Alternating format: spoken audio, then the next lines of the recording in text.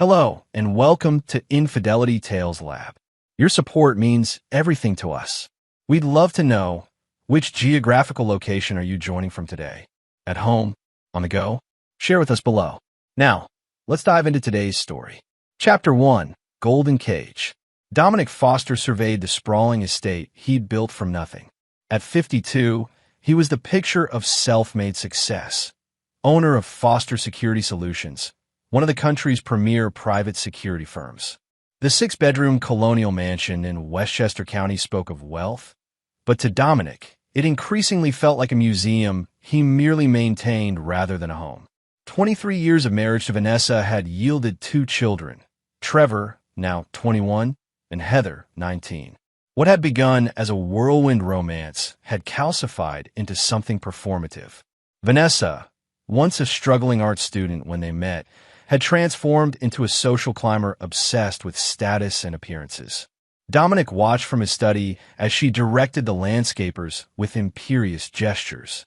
At 47, Vanessa remained striking, dark hair expertly colored to hide any gray, her figure maintained through religious devotion to personal trainers and cosmetic procedures. She caught his eye through the window and gave a practiced smile that never reached her eyes. His phone buzzed. A text from Ray Donovan, his oldest friend and head of operations at Foster Security. Need you to look at the Northlake contract. Something doesn't add up. Dominic appreciated Ray's thoroughness. They'd served together in Army intelligence before Dominic founded the company, making Ray his first hire. 15 years Ray's senior, Dominic had always been somewhat of a mentor to him, though Ray's own brilliance had quickly made them equals. "Dad!" Trevor's voice came from the doorway. "Got a minute?" Dominic turned to see his son, tall but slouching, intelligent but directionless. Trevor had Dominic's build, but Vanessa's delicate features and perpetual look of dissatisfaction. "What's up, son?" Trevor fidgeted with the sleeve of his designer sweater, another of Vanessa's purchases. "I've been thinking about what you said, about the internship at the company." Dominic nodded cautiously. He'd offered Trevor a position in the business months ago, hoping to instill some work ethic, but Vanessa had shot it down, insisting their son focus on his connections at his Ivy League school. "I want to do it," Trevor said. "This summer. Your mother won't like it." Trevor's jaw tightened. "I'm not asking her permission." Dominic felt a rare flash of pride. Perhaps there was some backbone in the boy after all. "Monday, 8 a.m. sharp. You'll start in operations with Ray." After Trevor left, Dominic turned back to the window. Vanessa was gone, and a black Lexus was pulling out of the driveway. Her weekly charity committee meeting. 4th one this month. He checked his watch. 3 p.m. on a Thursday. Odd time for a committee meeting. He picked up his phone and dialed. "Patricia," he said to his executive assistant, "cancel my meetings tomorrow. Tell them something's come up." Chapter 2, Suspicions. The exclusive Westridge Country Club hummed with Friday afternoon activity. Dominic, dressed casually in a polo and slacks, spotted his target immediately. Bradley Whitman, the club's tennis pro. Athletic, mid-30s, with a practice charm that Dominic instantly disliked. According to the club schedule conveniently accessible through his membership portal, Vanessa had standing private lessons every Friday at 2 p.m. for the past 3 months.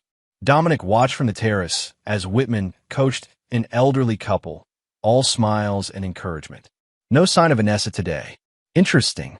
Mr. Foster, what a pleasure to see you during the day." Martin Coleman, the club president, approached with hand extended. "Martin," Dominic shook his hand firmly. "Just taking a break from the grind. Beautiful facility you've got here.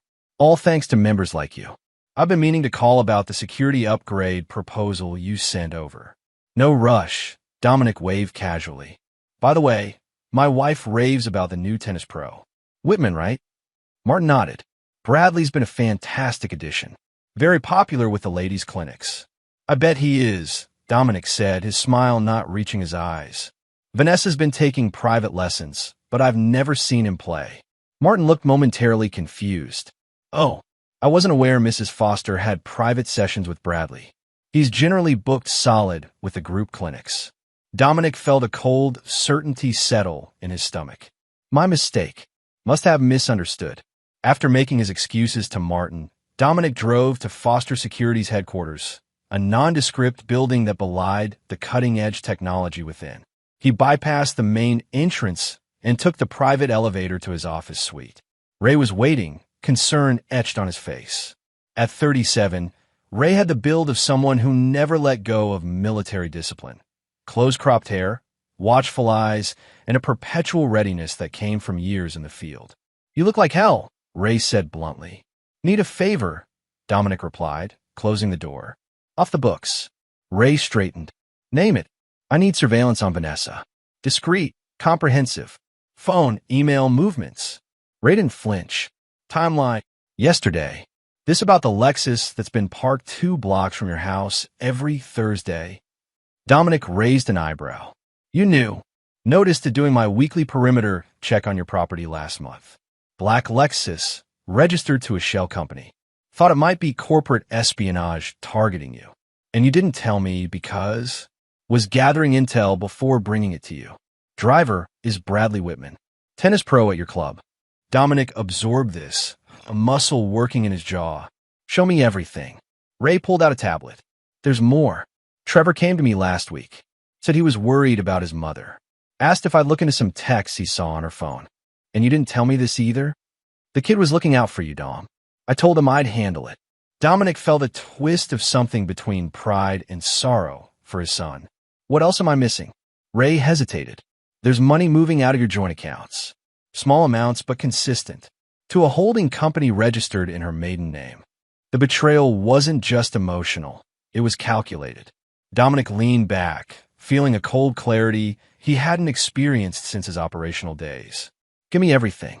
And Ray? Not a word to anyone. Chapter 3. Evidence Mounts. Heather Foster's surprise visit home from college brought a temporary reprieve from Dominic's investigations. His daughter had always been his weakness, brilliant, independent, and possessing a moral clarity that reminded him of himself before life had hardened him. They sat on the back patio, Heather animatedly describing her research project while Dominic listened with genuine interest. She was studying psychology, fascinated by the human capacity for self-deception. "People build these elaborate realities, Dad," she explained, completely disconnected from truth. "And they'll fight to preserve those illusions, even when confronted with evidence." Dominic smiled thinly. "Speaking from experience there, Hummingbird?" She rolled her eyes at the childhood nickname. "I'm just saying, sometimes the hardest person to be honest with is yourself." Their moment was interrupted by Vanessa's arrival, arms laden with shopping bags. Her surprise at seeing Heather seemed genuine, quickly masked with effusive greetings. "Darling, why didn't you tell us you were coming?" She embraced Heather, who returned it stiffly. "Spontaneous decision. Just wanted to see Dad." The slight emphasis on Dad wasn't lost on Dominic. "Interesting." Vanessa's phone chimed.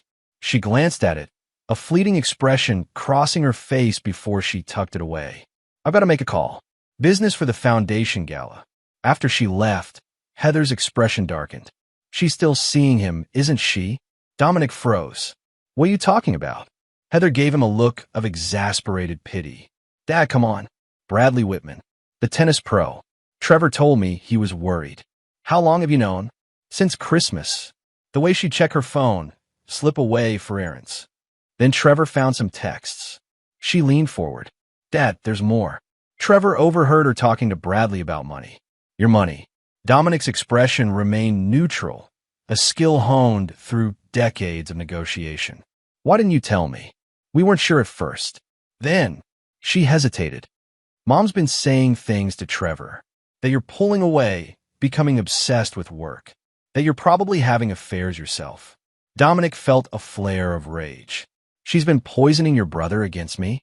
"Trying to, but Trevor didn't buy it. That's why he wanted the internship, to get closer to you, away from her influence." That night, after a tense family dinner, Dominic reviewed the files Ray had sent him.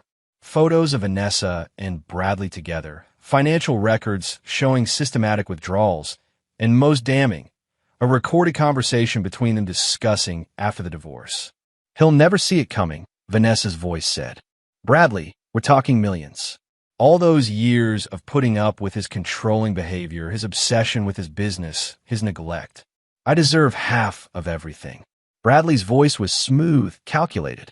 Just make sure the foundation transaction goes through first. Once that money's moved, it'll be nearly impossible to trace. The foundation. Vanessa's pet project, supposedly helping underprivileged youth with art education. Dominic had contributed significant funds, both personally and through the company. He pulled up the foundation's financial records, which Ray had helpfully accessed. Sure enough, there were irregularities, large sums transferred to program development that showed no corresponding programs. His phone buzzed with a text from Ray. "We need to talk." "Not on the phone. Tomorrow."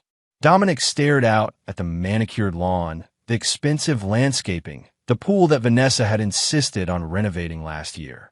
All symbols of a life that was built on quicksand. 23 years of marriage. 2 children. And beneath it all, a calculated betrayal that cut to his core. Not just the affair. Affairs were common enough in their social circle. But the systematic deception, the financial theft, the manipulation of his children. In his years running security operations around the world, Dominic had seen the worst of humanity. But this was personal. His phone buzzed again. A separate text, this time from an unknown number.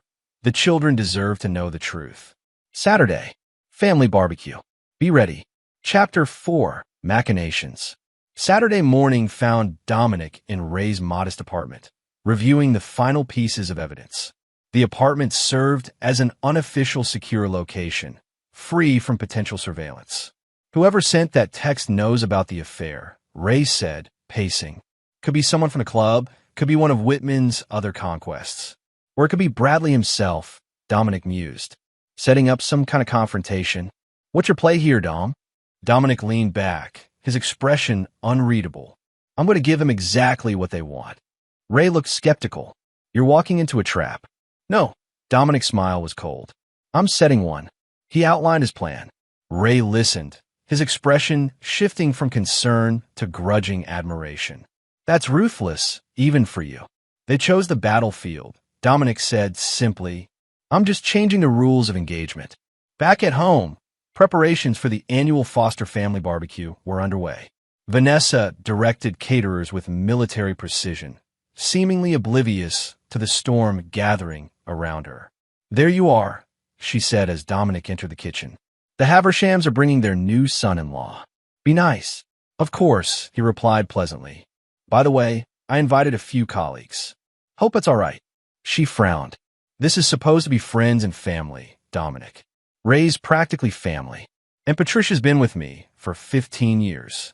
Vanessa's disapproval was clear, but she merely sighed. "Fine. Just make sure they understand this isn't a networking event." As she left, Dominic caught Trevor watching from the doorway. "Everything ready for Monday?" Dominic asked. Trevor nodded. "Ray's got me set up with security protocols and basic operations." "Good.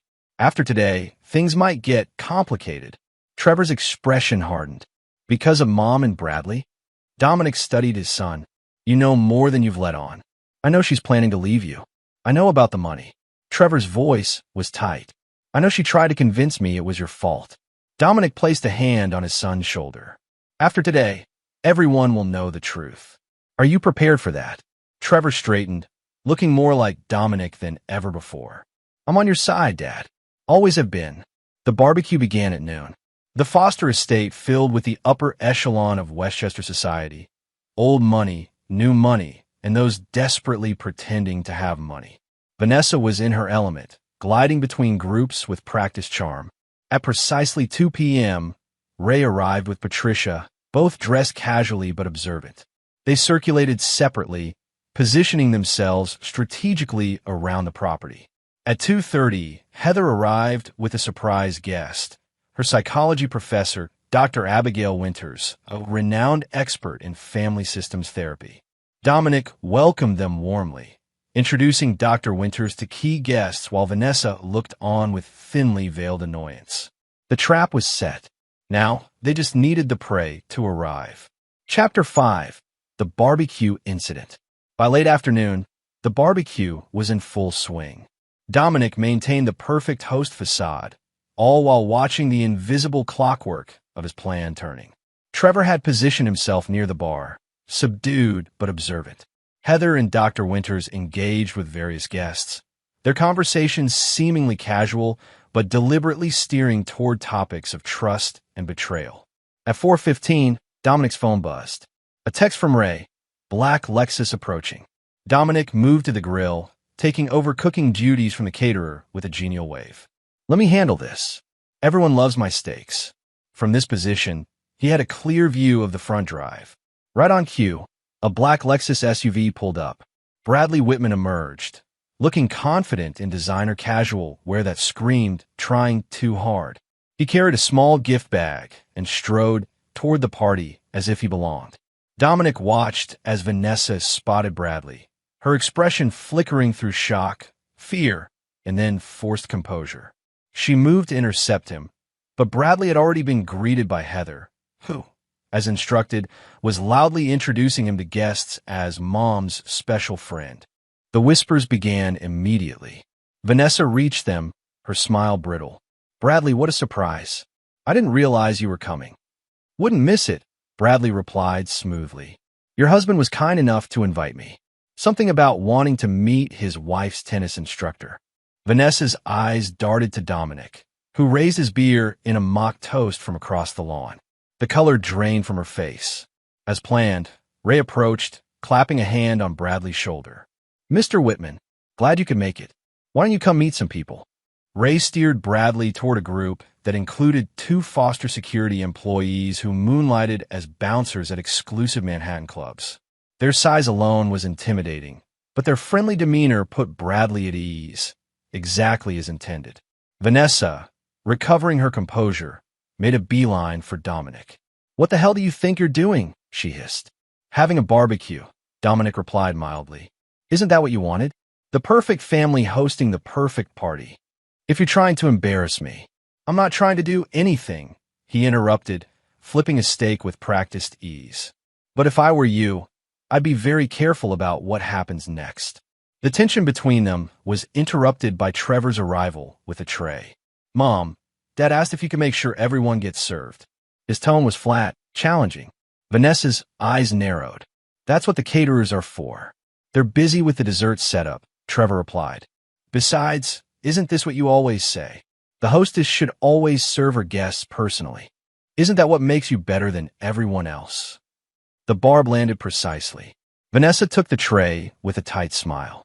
Fine. As she moved through the crowd, serving food, Dominic gave Trevor a subtle nod.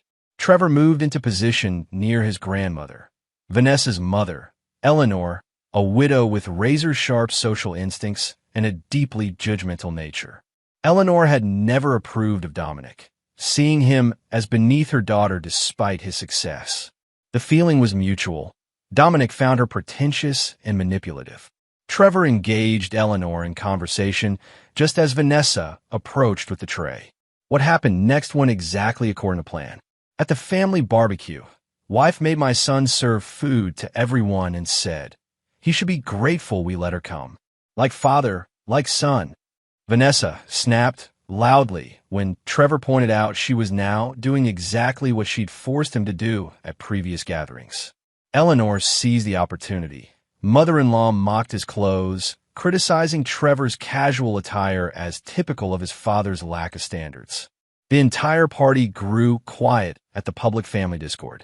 In the uncomfortable silence, a new player entered the scene. A tall man in a tailored suit emerged from a second black SUV that had arrived without notice. He walked directly to Trevor, ignoring the staring guests. Kiddo, ready for your surprise? He said loudly, handing Trevor an envelope. Everyone stopped chewing. Conversations halted mid-sentence. The man turned to face the crowd, his presence commanding. Allow me to introduce myself, he said. Nathan Wells, private investigator. I believe Mrs. Foster and Mr. Whitman know why I'm here. Chapter 6, The Unveiling. The aftermath of Nathan Wells's dramatic entrance unfolded like a carefully orchestrated symphony. Wells, a former FBI forensic accountant now working for Foster Security, had compiled a devastating dossier on Vanessa and Bradley's affair, complete with financial malfeasance. As guests quickly made excuses to leave, Dominic invited the key players to his study. Vanessa and Bradley, looking trapped. Eleanor, visibly shaken. Trevor and Heather, standing firmly beside their father. Ray and Nathan, controlling the perimeter. And Dr. Winters, observing with professional detachment. "What is this?" Vanessa demanded, her composure cracking. "Some kind of intervention? Think of it as a reckoning," Dominic replied calmly. He nodded to Nathan, who opened a laptop. "Mrs. Foster, over the past 8 months, you've diverted approximately $2.3 million from the Foster Family Foundation to shell companies controlled by Mr. Whitman. You've also withdrawn $750,000 from joint accounts, laundering the money through your art acquisition business." Bradley shifted nervously. "This is ridiculous. We haven't done anything illegal." "Actually," Ray interjected, "fraud, embezzlement, and conspiracy are quite illegal. As is blackmail." "Blackmail?" Eleanor echoed, looking at her daughter. "Vanessa, what have you done?" "Nothing." Vanessa snapped. "This is Dominic trying to avoid a divorce settlement. He knows I'm entitled to half of everything." Dominic's laugh was hollow. "Is that what Bradley told you? That you get half?" He turned to the tennis pro. "Did you also tell her about the other married women you've defrauded? Or about your outstanding warrants in Connecticut and New Jersey?" Bradley's face drained of color. "That's a lie. 4 affairs with wealthy married women in the past 5 years," Nathan continued, pulling up documents. "Each ending with mysterious financial losses for the families involved. No charges filed. Too embarrassing for the husbands. Until now." Trevor stepped forward, opening the envelope Wells had given him. "Bank statements," he said, handing them to his mother. "From your foundation. Transfers to offshore accounts in Bradley's name." Vanessa stared at the papers, then at Bradley. "You told me those transfers were for property investments.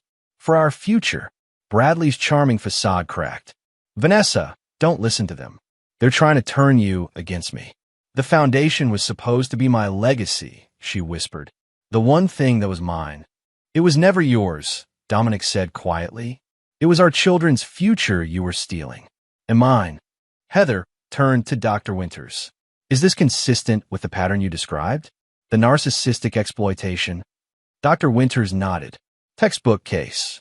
The foundation provided both external validation and a vehicle for financial manipulation." Eleanor, always quick to salvage a situation, turned on Bradley. "You preyed on my daughter. Used her. That's rich coming from you." "Mother," Vanessa snapped. "You encouraged me to find someone more suitable than Dominic for years. A better man, yes. Not a con artist." Eleanor retorted. Dominic raised a hand, silencing the room. "Here's what happens next. Vanessa, you will sign over your rights to the foundation. You will withdraw your divorce filing. Yes, I know about that too. You will return every penny you've diverted. And if I refuse?" Vanessa challenged, though her voice lacked conviction. "Then Nathan provides his evidence to the district attorney, the IRS, and the FBI.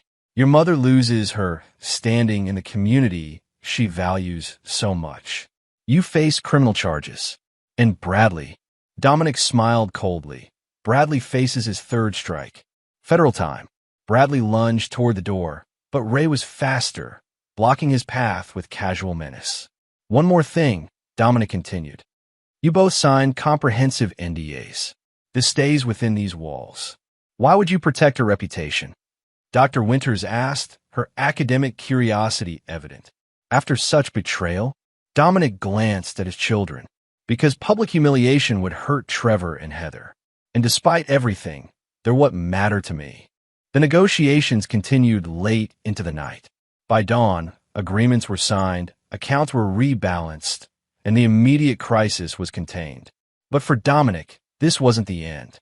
It was merely the opening move in a much longer game. Chapter 7. Strategic Retreat.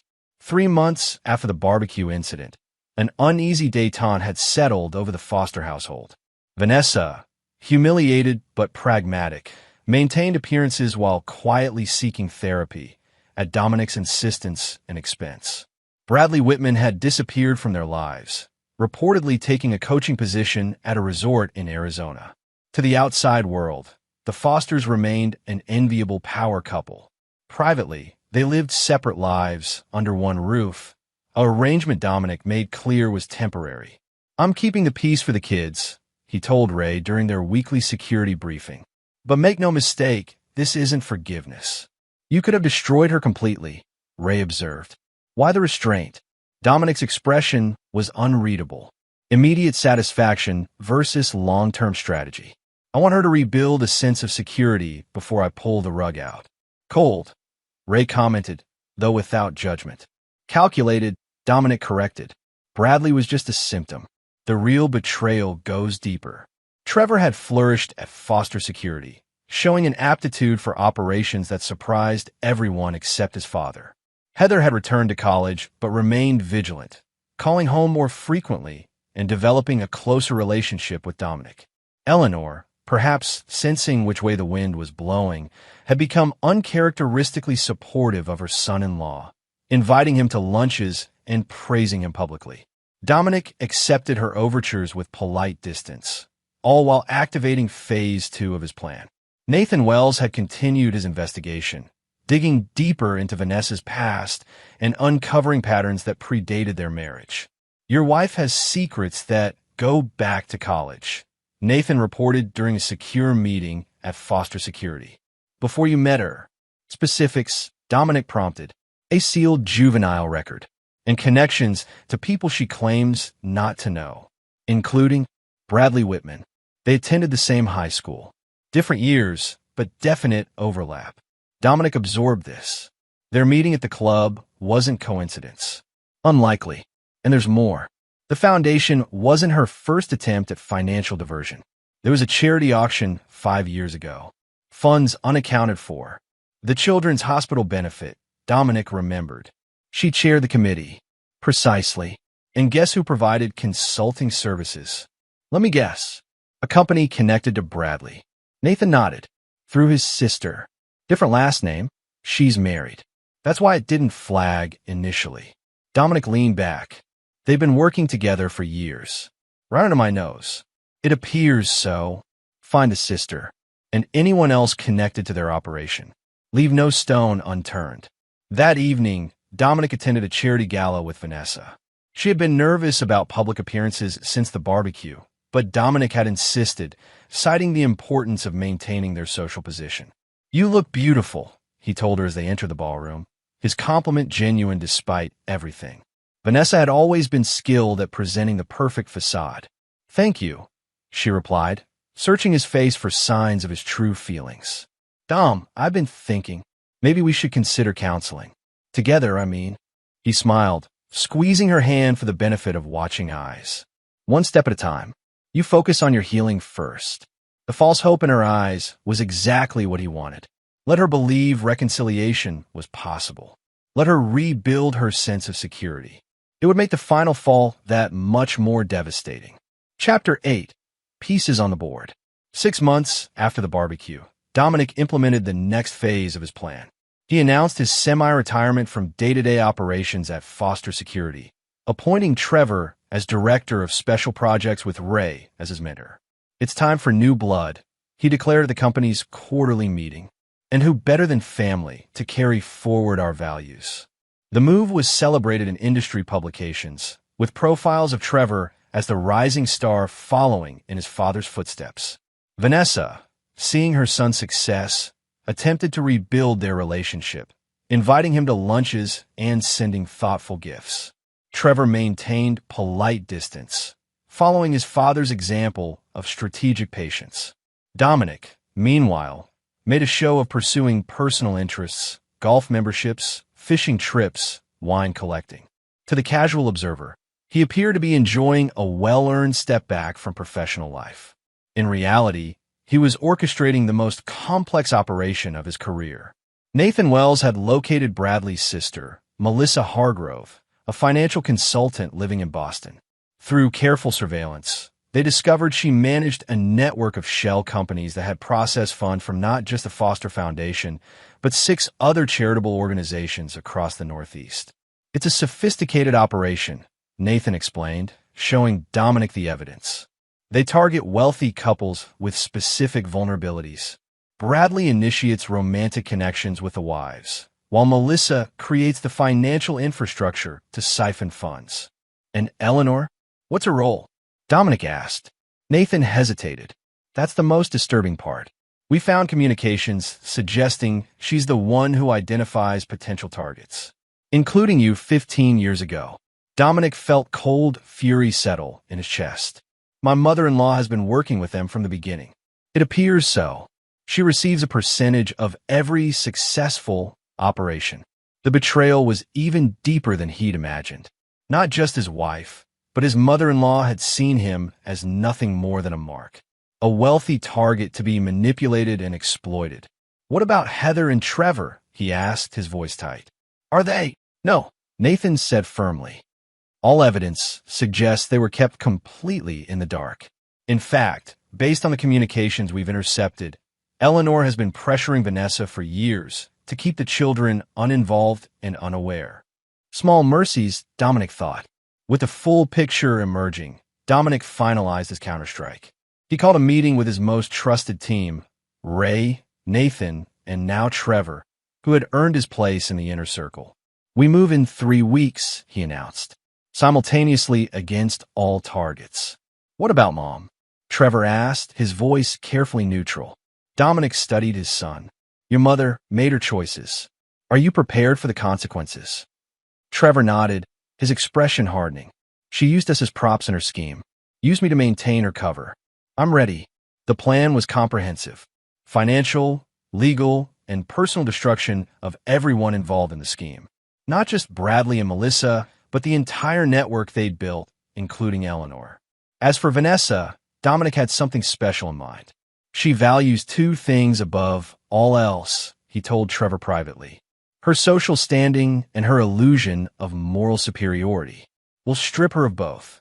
The final pieces fell into place when Heather came home for spring break, bringing with her research she'd been conducting with Dr. Winters on psychological manipulation within family systems.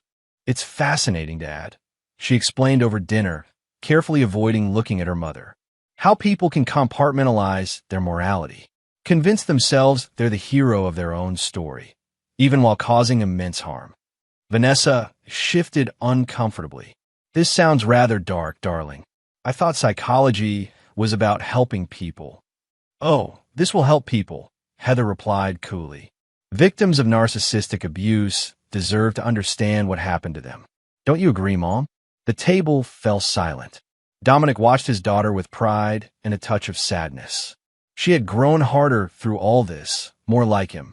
That night, after everyone had retired, Dominic received a text from a number he didn't recognize. All assets in position. Green light? He replied with a single word, execute. Chapter 9, Checkmate. The dismantling of what came to be called the Foundation Network made headlines across the financial and social elite circles of the Northeast.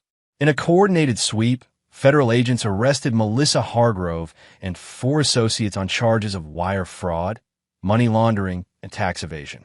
Bradley Whitman, attempting to flee his Arizona resort upon hearing the news, was apprehended at the Mexican border with $150,000 in cash and a false passport. Eleanor suffered a very public humiliation when IRS agents arrived at her country club during ladies' luncheon, serving her with search warrants and asset freezes. The carefully curated reputation she'd maintained for decades crumbled in a single afternoon. Through carefully placed leaks and strategic cooperation with authorities, Dominic ensured that his own family's involvement was characterized as that of victims who had assisted in exposing a criminal enterprise. Foster Security was praised for its role in the investigation, with Trevor highlighted as instrumental in bringing the perpetrators to justice. But for Vanessa, Dominic had designed a far more personal reckoning. On the morning the story broke, he invited her to his study. She entered cautiously, having seen the news reports. Is this your revenge? She asked, her voice surprisingly steady. Using the legal system to destroy my mother and Bradley? Justice isn't revenge, Dominic replied. But no, that's not my revenge. This is. He handed her a thick folder. Inside were printouts of emails, text messages, and recorded conversations spanning their entire marriage. Evidence of her systematic manipulation, her contempt for him behind his back, her strategic use of their children as props in her carefully constructed facade. "I've known who you really are for longer than you think," he said quietly. "Not just the affair with Bradley or the foundation money. I've known about the others. The lies. All of it." Color drained from her face. "How? I'm a security expert, Vanessa. Did you really think I wouldn't have safeguards in place?" He shook his head.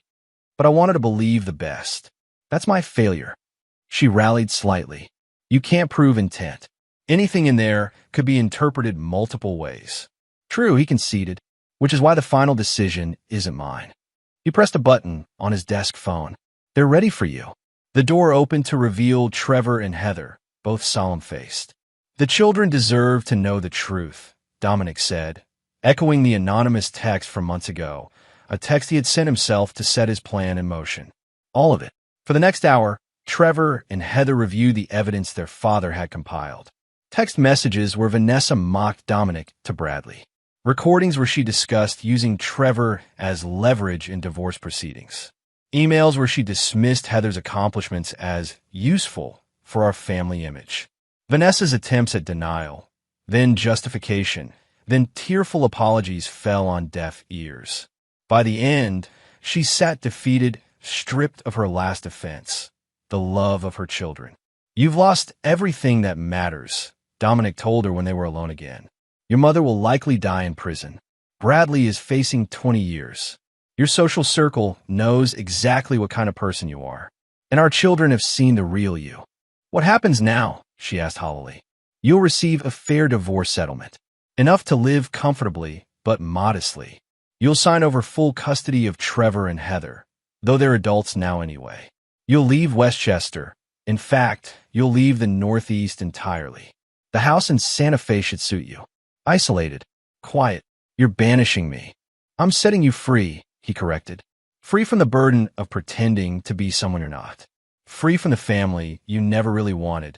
Isn't that what you've been working toward all these years?" She had no answer. 6 months later, Dominic hosted another family barbecue. The guest list was smaller, trusted colleagues, Trevor's new girlfriend, Heather, and Dr. Winters, who had become something of a surrogate mother figure to both children. As Dominic grilled steaks with practiced ease, Ray approached with a beer. "Quarterly reports show we're up 30%, Ray reported. "Trevor's security protocol overhaul is being adopted industry-wide." Dominic nodded with satisfaction. "He's exceeded my expectations. You know Vanessa's appealing the settlement. Let her. The prenup is ironclad now that we've established criminal intent." Ray studied his old friend. Was it worth it? The long game. Dominic looked across the lawn, where Trevor and Heather were laughing together, stronger and more resilient for having weathered the storm. He thought of Vanessa, isolated in Santa Fe, her carefully constructed world reduced to ashes. Of Eleanor, serving the first year of a 12-year sentence. Of Bradley, making license plates in federal prison. "Justice isn't about worth," Dominic replied. "It's about restoration of balance. They took from me my trust, my family's security, years of my life lived under false pretenses. I didn't just want revenge. I wanted understanding. Understanding. I wanted them to understand exactly who they had chosen to betray." Dominic's smile was cold, but satisfied. "Now they do." He raised his beer in a silent toast to the future, one built on his terms, with the people who had proven their loyalty. The man who had arrived in a black SUV at last year's barbecue had set events in motion that transformed their lives. But it was Dominic who had orchestrated every move, patient and relentless, until checkmate was inevitable. Some men might have offered forgiveness, but Dominic Foster was not that man. He was the man who had built an empire from nothing, who had survived betrayal by those closest to him, and who had extracted a price for that betrayal that would echo through generations. And in the end, he stood triumphant, not just surviving, but thriving, while those who had wronged him faced the consequences of underestimating exactly who he was. And there you have it. Another story comes to an end. What did you think? I'd love to hear your thoughts in the comments below. If you enjoy this story, consider joining our community by subscribing. It means the world to us. For more stories like this one, check out the recommended videos on screen. and I'll see you there.